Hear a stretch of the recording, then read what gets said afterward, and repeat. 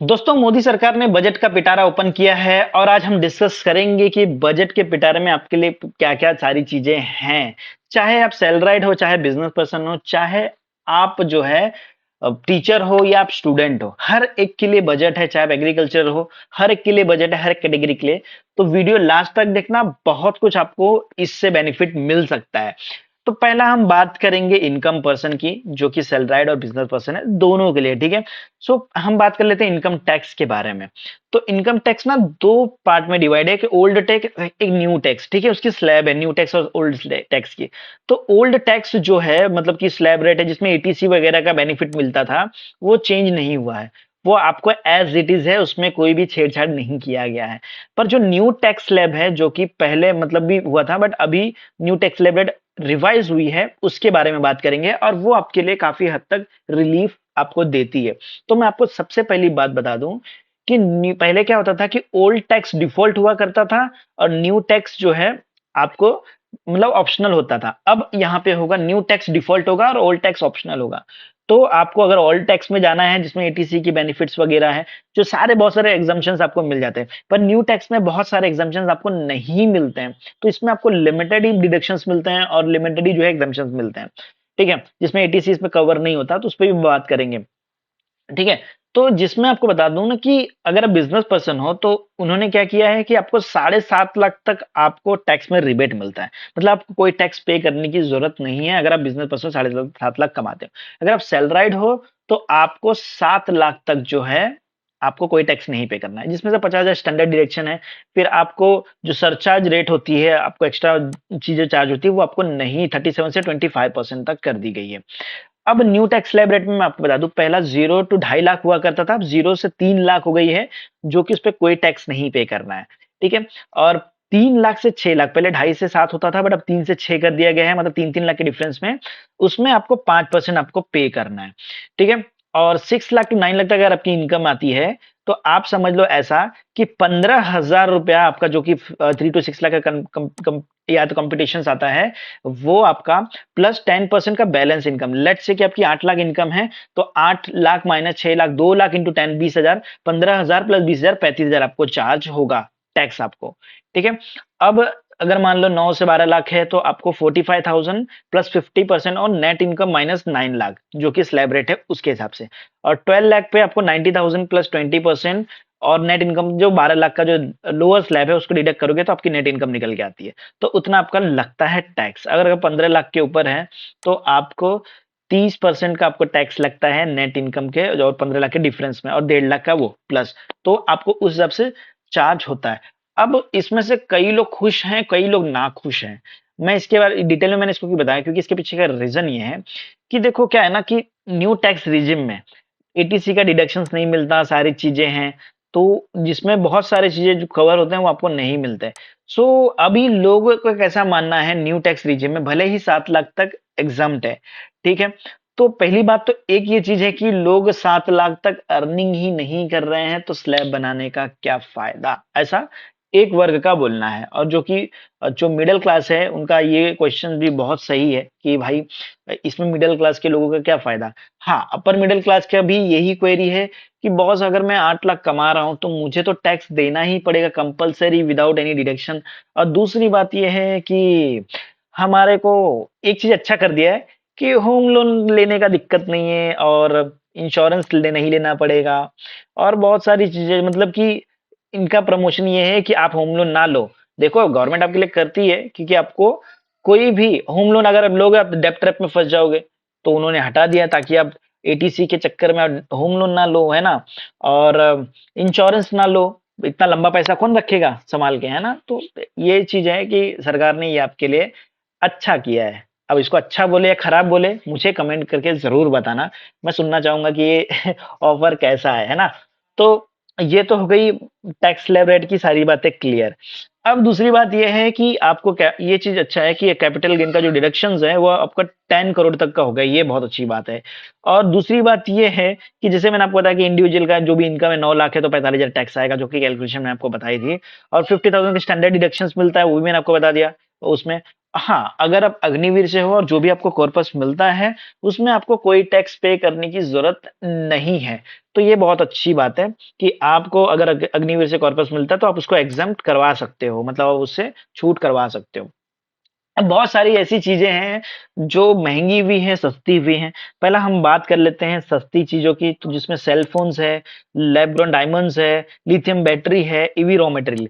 मतलब ये सारी चीज़ें ऐसी है कि समझ लो कहीं न कहीं ये आपको जो है ना बिज़नेस पॉइंट ऑफ व्यू से या इकोनॉमिक पॉइंट ऑफ व्यू से या नेचर पॉइंट ऑफ व्यू से ये मतलब फ्रेंडली है जिस हिसाब से चीपर रखा है। अब देखो सिगरेट सिगरेट महँगा हो गया भाई। सिगरेट तो 16% से बढ़ गया। अब वो भी बताऊँगा 16% से कितना हो गया, है ना? और गोल्ड वायर प्रोडक्ट हो गया, इम्पोर्ट बाइक मतलब जो भी बाइक और टॉयज़ आप इन शॉर्ट जो भी आप इम्पोर्ट करेंगे ना लग्ज़री देखो ईवी भी अगर इम्पोर्ट इम्पोर्ट को उन्होंने काफ़ी ज़्यादा जो है ना फ़ोकस किया है कि जो इम्पोर्ट चीज़ें बहुत कम हो, ताकि मतलब अगर टैक्स रेट ज़्यादा होंगे तो जिसकी वज़ह से आपको ये चीज़ें मतलब कि कॉस्टिंग थोड़ी-सी मतलब आप इम्पोर्ट में थोड़ा-सा लगाम लग जाएगा। अब देखो सिगरेट पीने वाले बहुत परेशान हैं। उनके ऊपर पहले से एक तो 50.72% का लगता था। अब इतना टेंशन है भाई कि मतलब एक तो जॉब नहीं है, ऊपर से इतना टेंशन है और उस टेंशन को दूर करने के लिए सिगरेट पीते थे। अब वो भी महँगी हो गई। बताओ अब मैं क्या करूँ? मतलब कैसे जो है हमारी मतलब कि टेंशन को कम करें। अब हम तो डिप्रेशन को भी नहीं कम कर सकते। मतलब कि अब सीधा 50.72 से सीधा आपको जो लगेगी वो 67.68 के आसपास में आपको सिगरेट में टैक्स देना पड़ेगा, जो कि आप यहाँ देख सकते हो। एक अच्छी बात है कि न्यू कोऑपरेटिव जो भी मैन्युफैक्चरिंग स्टार्ट करेंगे वो 15% का मतलब टैक्स रेट में आएँगे। अब न्यू कोऑपरेटिव क्या होता है ना, वो होते हैं जो डायरेक्ट सप्लायर होते हैं, जो कि बिचौलियों को नहीं रखते बीच में। तो बिचौलियों को जो प्रॉफिट होती है वो नहीं हो पाती है, तो ये बहुत सेव करते हैं। जैसे आप लिज्जत पापड़ ले लो, ये एक न्यू कोऑपरेटिव्स में आते हैं ना, तो ये ऐसी चीज़ें सारी चीज़ें आती है। और क्रूड हो गया, ग्लाइसरीन हो गया, ये सब जो फार्मा के लिए बेसिक होती है। तो यहाँ पे पहले ना 7% के आसपास में इस पे कस्टम ड्यूटी लगती थी, अब इसको 2.5% कर दिया। तो ये बहुत अच्छी बात है। ये इस चीज़ के लिए काफ़ी अच्छी चीज़ें हैं। और जो भी आप मैंने आपको बताया कि सिल्वर बार्स ये सब के लिए इम्पोर्ट तो मतलब कि कस्टम ड्यूटी जो है काफ़ी ज़्यादा बढ़ा दिया है ना? और जो भी आप टीवी बनाते हो, जो सारी चीज़ें करते हो, टीवी के जो भी पैनल्स हैं आप बनाते हो, मैन्युफैक्चरिंग करते हो, तो आपको पहले 5% देना पड़ता था, अब आपको जो है 2.5% देना पड़ता है। तो ये आपके लिए काफ़ी अच्छा रिलीफ़ है। और जो भी आप जो मोबाइल पार्ट्स होते हैं ना, उनके ऊपर भी जैसे कैमराज़, लेंस हो गए, ये सब पे आपको रिलीफ़ मिल जाएगा। ये बहुत अच्छी बात है। अब जो सेविंग करते हैं, जो मतलब कि अपने पैसे को सेव करना चाहते हैं, उनके लिए एक अच्छी खबर ये है कि सीनियर सिटीज़न में पहले 15 लाख की लिमिट थी, अब 30 लाख की हो गई है, अब 30 लाख तक इन्वेस्टमेंट्स कर सकते हो। लेकिन दिक्कत तो वही है कि पैसा ही नहीं है तो 15 लाख भी बहुत ज़्यादा है हमारे लिए, वो सारी चीज़ें हैं। और जो मंथली इनकम है, जो जॉइंट होल्डर है, उनके लिए 9 लाख से 15 लाख तक का करते हैं। 9 लाख है और उनके लिए 15 लाख जॉइंट होल्डर के लिए है। मतलब पहले 4.5 लाख हुआ करता था, उसको डबल कर दिया है, तो ये बहुत अच्छी बात है। और एक एक मेरे को बहुत सही लग रहा है कि जो वुमेन के लिए ना महिला समान सेविंग सर्टिफिकेट चालू किया है, सिर्फ़ 2 साल के लिए बहुत अच्छी बात है कि आप 2 लाख रुपए के सामने 7.5% के इंटरेस्ट के साथ में कर सकते हो विथ पार्शियल विथड्रॉल। तो ये मुझे काफ़ी अच्छी चीज़ें लगी। तो ये मतलब कि आम पब्लिक के लिए तो सारी चीज़ें हो गई, जो जो ऊपर की पोर्शन थी वो आम पब्लिक के लिए थी, जो मैंने एक्सप्लेन कर दी है। अब जो डिस्कस होगी, थोड़ी-सी ग्रोथ के ऊपर डिस्कस होगी, है ना? तो कैपेक्स जो है 33% से अब इंक्रीज़ कर दिया। अब कैपेक्स सुनने में कितना सेक्सी नाम लगता है, बट मैं आपको बता दूँ ये कैपिटल एक्सपेंडिचर्स हैं। अब कैपिटल एक्सपेंडिचर भी कैसी चीज़ें होती हैं, जहाँ पे आप जो कोई मतलब एक एक्सपेंडिचर होती है, एक एसेट एक्सपेंस होती है, जहाँ पे जीडीपी को ग्रोथ मिलता है, जॉब क्रिएशंस होता है, प्राइवेट इन्वेस्टमेंट्स बढ़ते हैं। मतलब कि आप समझ लो कि ये सारी करने से आपकी जो कंट्री है या आप मतलब पर्सनल बेनिफिट है, वो काफ़ी ज़्यादा बढ़ जाता है, कैपिटल इन्वेस्टमेंट से। मतलब एसेट्स वगैरह में इन्वेस्टमेंट्स करना ही है ना? तो अभी आप देखोगे तो कैपिटल इन्वेस्टमेंट जो है, ये जो 33% आ रहा है, वो जीडीपी का 3.3% है, ठीक है? और इफेक्टिव कैपिटल एक्सपेंडिचर कैसा हो गया, जो आपका इन्वेंटरीज़ हो गया, आपका मतलब फर्नीचर्स हो गया, लैंड हो गया, तो ये सब कैपिटल एक्सपेंडिचर्स में आता है, जो कि 13.7 लाख करोड़ का जो है, ठीक है? और डिफेंस के लिए भी है, जैसे कि डिफेंस के लिए करीबन 13% तक का बढ़ा दिया उन्होंने, करीबन 5.94 लाख करोड़ का कर दिया उन्होंने, ठीक है। और फिजिकल पोजीशन ये बहुत जरूरी है इकोनॉमिक ग्रोथ के लिए, और हमारी जो इकोनॉमिक है इसी पे ही डिपेंड है। मैं आपको बता दूं कि जो फिजिकल डेफिसिट है उनका मानना ये है कि हम इसको 2025-26 तक 4.5 करोड़ कर देंगे, 4.5% तक लाके 4 to 5% तक ला देंगे। और मैं आपको बता दूं कि फिजिकल जो अभी तो 6.4 था, पिछले साल 2022 में करीबन 6.7 था, और मतलब बहुत ज्यादा चेंजेस नहीं है। और FY21 में जो फिजिकल डेफिसिट था करीबन 9% था। तो ये थोड़ी सी ना इसमें से अच्छी सुधार देखने को मिल रही है, और ये जो है अभी रिड्यूस होके 5.9% तक आ जाएगी नेक्स्ट ईयर तक।